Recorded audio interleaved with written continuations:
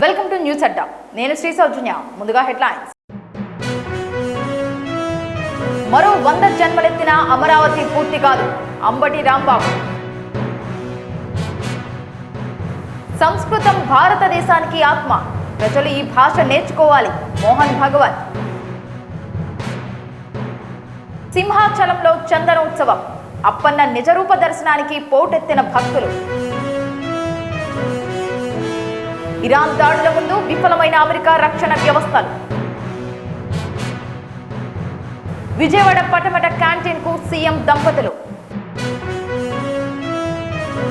ఎమ్మెల్సీల ఫైల్పై ఉత్కంఠ, గవర్నర్తో సీఎం రేవంత్ రెడ్డి భేటీ.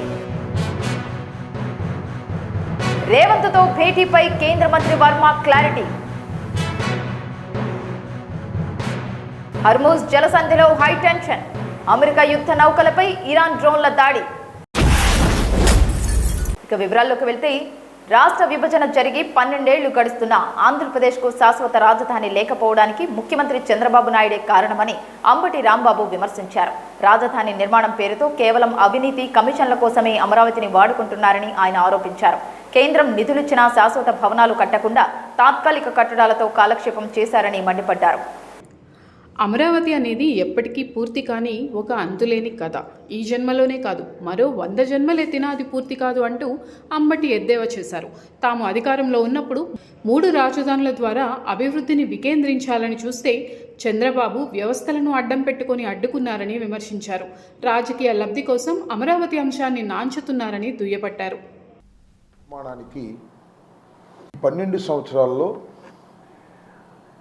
కనీసమైనటువంటి రాజధానిని ఏర్పాటు చేసుకోలేకపోవటం చాలా దురదృష్టకరమైనటువంటి పరిస్థితి. రాష్ట్రం విడిపోతే రాజధాని కట్టుకోవడానికి అసెంబ్లీ, సెక్రటేరియట్, హైకోర్టు నిర్మాణానికి కేంద్ర ప్రభుత్వం నిధులు కూడా ఇచ్చింది. కానీ చంద్రబాబు నాయుడు గారు అతి తెలివనాలో, స్వార్థమనాలో, అవినీతి అనాలో తెలియదు, కానీ ఆయన ఈ 3 కట్టుకోకుండా ఒక పెద్ద రాజధాని నగరాన్ని నిర్మిస్తాను అని ముందుకొచ్చాడు. నిర్మించలేకపోయాడు, అన్నీ తాత్కాలికం చేసుకున్నాడు. ఆ తర్వాత మేము 3 రాజధానులు అంటే ఏం తిప్పలు పడ్డారో, ఏం చేశారో అది కాకోకుండా వ్యవస్థలన్నింటినీ మేనేజ్ చేసి ఒక్క అడుగు కూడా ముందుకు వేయనివ్వలేదు. అమరావతి అనేది అంతులేని కథ. అది అయ్యేది కాదు, పెట్టేది కాదు. చాలామంది అంటారే ఈ జీవితంలో కాదని. ఈ జీవితంలోనే కాదు, 100 జీవితాల్లో కూడా పూర్తి కానటువంటి ప్రాజెక్ట్ అది. ఎందుకు చంద్రబాబు నాయుడు గారు దాన్ని పెట్టారు అంటే కేవలం అవినీతి. సంస్కృతం భారతదేశానికి ఆత్మ వంటిదని, దేశ సాంస్కృతిక నాగరికత కొనసాగింపునకు ఇది అత్యంత కీలకమని ఆర్ఎస్ఎస్ చీఫ్ మోహన్ భగవత్ అన్నారు. ఇవాళ ఢిల్లీలో సంస్కృత భారతి కేంద్ర కార్యాలయాన్ని ప్రారంభించిన సందర్భంగా ఆయన ఈ వ్యాఖ్యలు చేశారు. సంస్కృతాన్ని ఆధునిక సంభాషణ మాధ్యమంగా ప్రోత్సహించడమే లక్ష్యంగా ఈ సంస్థ పనిచేస్తోంది. ఈ కార్యక్రమంలో భగవత్ మాట్లాడుతూ, భారతదేశం కేవలం ఒక భౌగోళిక లేదా రాజకీయ అస్తిత్వం కాదు, ఇది ఒక సజీవ సంప్రదాయం. ఈ దేశ ఆలోచన విధానానికి, జీవన సంస్కృతికి సంస్కృతమే మూలం. అందుకే సంస్కృతం కేవలం భాష కాదు, ఈ దేశపు ఆత్మ అని వివరించారు. భాషను నేర్చుకునే పద్ధతిపై ఆయన తన అనుభవాలను పంచుకున్నారు. పాఠశాలల్లో శ్లోకాలను బట్టి పట్టించడం వల్ల చిన్నప్పుడు సంస్కృతం కష్టంగా అనిపించేది, కానీ ఇంట్లో అదే భాషను సహజంగా మాట్లాడినప్పుడు సులువుగా ఉండేది. ఏ భాషనైనా నేర్చుకోవడానికి పుస్తకాలు కాదు, నిరంతర సంభాషణే అత్యంత సులభమైన, ఉత్తమమైన మార్గం అని సూచించారు. నిత్యం ఆ భాష మాట్లాడే వారి మధ్య ఉంటూ వినడం, మాట్లాడడం ద్వారా భాష సులభంగా వస్తుందని తెలిపారు.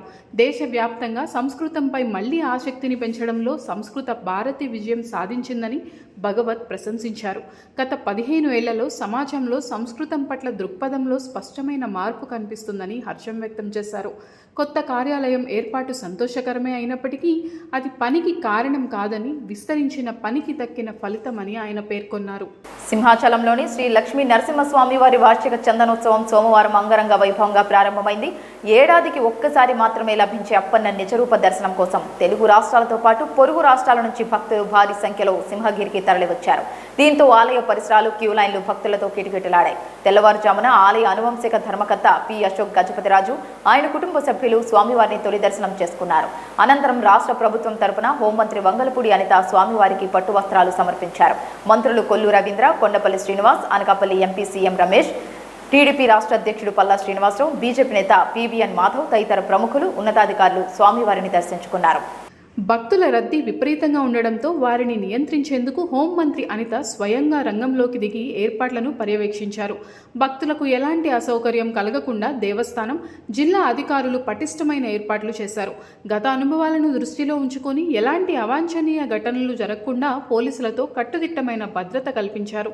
భక్తుల కోసం తాగునీరు, మజ్జిగ ప్యాకెట్లను అందుబాటులో ఉంచారు.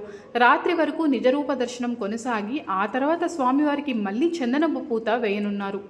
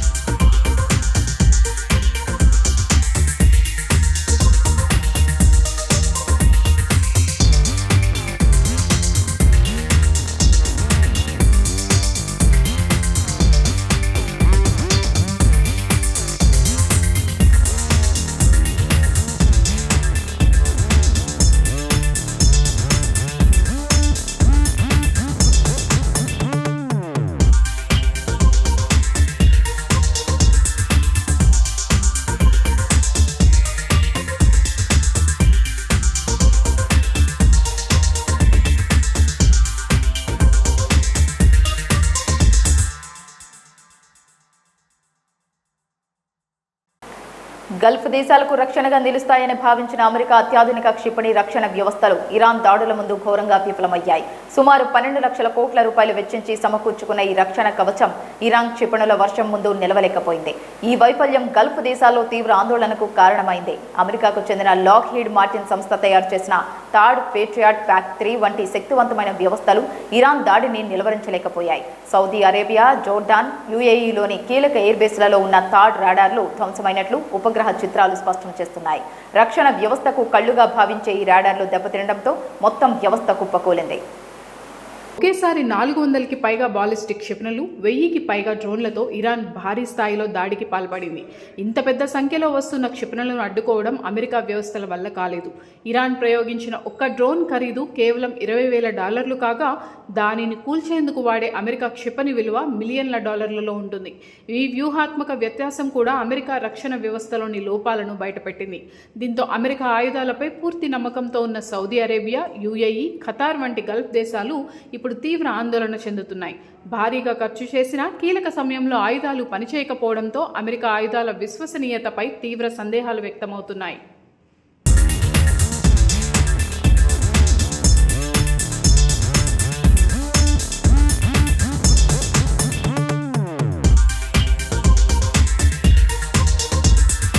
సీఎం చంద్రబాబు నాయుడు తన జన్మదినం సందర్భంగా ప్రజలతో మమేకమయ్యే కార్యక్రమానికి శ్రీకారం చుట్టారు. ఈ రోజు ఉదయం 9:30 విజయవాడలోని పటమట అన్న క్యాంటీన్కు తన అర్ధాంగి నారా భువనేశ్వరితో కలిసి వెళ్లి అల్పాహారం చేయనున్నారు. పేదల ఆకలి తీర్చే అన్న క్యాంటీన్లోనే తన పుట్టినరోజు వేడుకను జరుపుకోవాలని ఆయన నిర్ణయించుకున్నారు.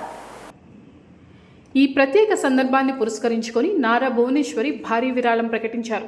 రాష్ట్ర వ్యాప్తంగా ఉన్న 269 అన్నా క్యాంటీన్ల ఒకరోజు నిర్వహణ ఖర్చుల నిమిత్తం ఆమె 76 లక్షలను విరాళంగా అందించారు. ఈ విరాళంతో నేడు రాష్ట్రంలోని అన్ని అన్నా క్యాంటీన్లలో ప్రజలకు ఉచితంగా ఆహారాన్ని అందించనున్నారు. ముఖ్యమంత్రి జన్మదినం రోజున రాష్ట్ర వ్యాప్తంగా పేదలు, సామాన్యులు ఉచితంగా భోజనం చేసేలా ఏర్పాట్లు చేయడంపై సర్వత్రా హర్షం వ్యక్తమవుతోంది. సీఎం దంపతుల రాక సందర్భంగా పటమట అన్నా క్యాంటీన్ వద్ద అధికారులు ఏర్పాట్లు పూర్తి చేశారు.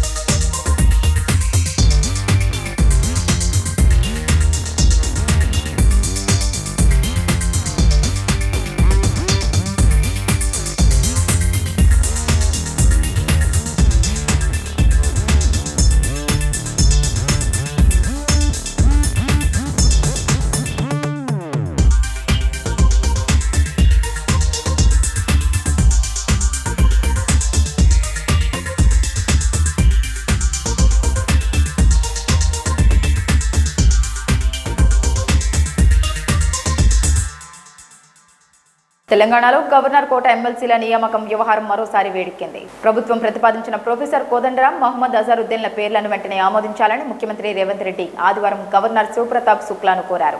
మంత్రి శ్రీధర్ బాబు, ఎంపీ వేం నరేందర్ రెడ్డితో కలిసి ఆయన లోక్ భవన్లో గవర్నర్తో మర్యాదపూర్వకంగా సమావేశమయ్యారు. ఈ నియామకంపై ప్రభుత్వం ఇంత పట్టుదలగా ఉండటానికి ప్రధాన కారణం అజారుద్దీన్ మంత్రి పదవి. గత ఏడాది అక్టోబర్ 31న మంత్రిగా బాధ్యతలు స్వీకరించిన ఆయన రాజ్యాంగ నిబంధనల ప్రకారం ఏప్రిల్ 30 లోపు చట్టసభ సభ్యుడు కావాల్సి ఉంది. గడువుకు కేవలం 10 రోజులే సమయం ఉండటంతో ఈ అంశం అత్యంత కీలకంగా మారింది. మంత్రివర్గం ఆమోదించి పంపిన ఈ ఫైల్ కొన్ని న్యాయపరమైన కారణాలతో గవర్నర్ వద్ద పెండింగ్లో ఉంది. ఈ నేపథ్యంలోనే శనివారం ప్రభుత్వ ప్రధాన కార్యదర్శి అడ్వకేట్ జనరల్ కూడా గవర్నర్ను కలిసి పరిస్థితిని వివరించారు. అయితే ఏప్రిల్ 22న ఇదే అంశంపై సుప్రీంకోర్టులో విచారణ జరగనుంది. దీంతో కోర్టు తీర్పు వచ్చే వరకు గవర్నర్ వేచి చూస్తారా లేక ముందే నిర్ణయం తీసుకుంటారా అన్న దానిపై ఉత్కంఠ నెలకొంది. ఒకవేళ గడువులోగా ఆమోదం లభించకపోతే అజారుద్దీన్తో రాజీనామా చేయించి తిరిగి ప్రమాణ స్వీకారం చేయించే ప్రత్యామ్నాయాన్ని కూడా ప్రభుత్వం పరిశీలిస్తున్నట్లు రాజకీయ వర్గాల్లో చర్చ జరుగుతోంది. ఈ భేటీలో రాజకీయ అంశాలతో పాటు విద్యా సంస్థల్లో మాదక ద్రవ్యాల నియంత్రణపై అవగాహన కార్యక్రమాల గురించి కూడా చర్చ జరిగింది. ఈ సందర్భంగా కొత్తగా రాజ్యసభకు ఎన్నికైన వేం నరేందర్ రెడ్డిని సీఎం గవర్నర్కు పరిచయం చేశారు. తెలంగాణ ముఖ్యమంత్రి రేవంత్ రెడ్డికి తానిచ్చిన అల్పాహార విందుపై చెలరేగిన రాజకీయ దుమారంపై కేంద్ర సహాయ మంత్రి భూపతి రాజు శ్రీనివాస్ వర్మ స్పందించారు. ఆ భేటీకి ఎలాంటి రాజకీయ ప్రాధాన్యత లేదని, కేవలం పరిపాలన అవసరాల దృష్ట్యానే జరిగిందని ఆయన స్పష్టం చేశారు. ఢిల్లీలో శ్రీనివాస్ వర్మ తన నివాసంలో ఇటీవల తెలుగు రాష్ట్రాల ఎంపీలకు అల్పాహార విందు ఏర్పాటు చేశారు. ఈ కార్యక్రమానికి కేంద్ర మంత్రి హెచ్డి కుమారస్వామితో పాటు సీఎం రేవంత్ రెడ్డి కూడా హాజరయ్యారు. పార్లమెంటులో 131వ రాజ్యాంగ సవరణ బిల్లును కాంగ్రెస్ వ్యతిరేకించిన మరుసటి రోజే ఈ భేటీ జరగడంతో బీజేపీ కాంగ్రెస్ మధ్య రహస్య ఒప్పందం ఉందంటూ బీఆర్ఎస్ విమర్శలు గుప్పించింది. సోషల్ మీడియాలోనూ ఈ భేటీపై పెద్ద ఎత్తున చర్చ జరిగింది. ఈ విమర్శలపై స్పందించిన శ్రీనివాస్ వర్మ తెలంగాణకు తమ శాఖ నుంచి మంజూరైన ఎలక్ట్రిక్ బస్సులను త్వరగా విడుదల చేయాలని కోరేందుకే రేవంత్ రెడ్డి తనను కలిశారని తెలిపారు. ఈ మేరకు వినతి పత్రం అందించేందుకు వచ్చిన ఆయన అల్పాహార విందుకు హాజరయ్యారని వివరించారు. ఇదే సమావేశంలో బయ్యారం ఉక్కు పరిశ్రమ ఏర్పాటు అంశాన్ని కూడా రేవంత్ ప్రస్తావించినట్లు సమాచారం. ఈ చిన్న అంశాన్ని కొందరు కావాలనే రాజకీయం చేస్తూ సోషల్ మీడియాలో దుష్ప్రచారం చేస్తున్నారని శ్రీనివాస్ వర్మ ఆక్షేపించారు. కేంద్ర రాష్ట్ర ప్రభుత్వాల మధ్య సమన్వయంలో భాగంగానే ఈ సమావేశం జరిగిందని ఆయన పేర్కొన్నారు.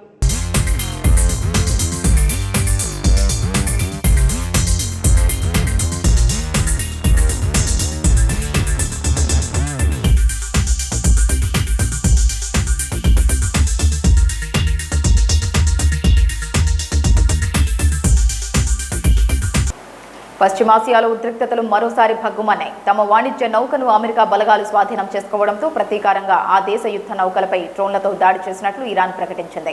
హర్మూజ్ జలసంధి సమీపంలోని ఓమన్ తీరంలో ఈ ఘటన చోటు చేసుకుంది. ఈ పరిణామంతో ఇరు దేశాల మధ్య నెలకొన్న కాల్పుల విరమణ ఒప్పందం ముక్కలైంది. చైనా నుంచి ఇరాన్కు వెళ్తున్న తుస్కా అనే వాణిజ్య నౌకను అమెరికాకు చెందిన యుఎస్ఎస్ ఫ్రూయెన్స్ యుద్ధ నౌక అడ్డుకుంది. అమెరికా విధించిన నౌకాదళ నిర్బంధాన్ని ఉల్లంఘించినందన్న ఆరోపణలతో హెచ్చరికల అనంతరం నౌకను తమ ఆధీనంలోకి తీసుకున్నట్లు అమెరికా అధ్యక్షుడు డొనాల్డ్ ట్రంప్ ధృవీకరించారు. అమెరికా చర్యను సాయుధ సముద్రపు దొంగతనంగా ఇరాన్ సైనిక కమాండ్ అభివర్ణించింది. నౌకను స్వాధీనం చేసుకున్న కొన్ని గంటల్లోనే తమ బలగాలు డ్రోన్లతో ప్రతిదాడికి దిగినట్లు తెలిపింది. తమ ఐఆర్జీసీ బలగాల జోక్యంతో అమెరికా సేనలు వెనక్కి తగ్గాయని ఇరాన్ మీడియా చెప్తుండగా నౌక ఇంకా తమ వద్దే ఉందని అమెరికా స్పష్టం చేస్తుంది. ప్రపంచ చమురు రవాణాలో 5వ వంతు హర్మూజ్ జలసంధి నుంచే సాగుతుంది. ఈ తాజా పరిణామాలతో చమురు ధరలు పెరిగే ప్రమాదం ఉందని నిపుణులు హెచ్చరిస్తున్నారు. మంగళవారంతో కాల్పుల విరమణ గడువు ముగియనుండగా ఇకపై చర్చలు జరిపేది లేదని ఇరాన్ తేల్చి చెప్పింది.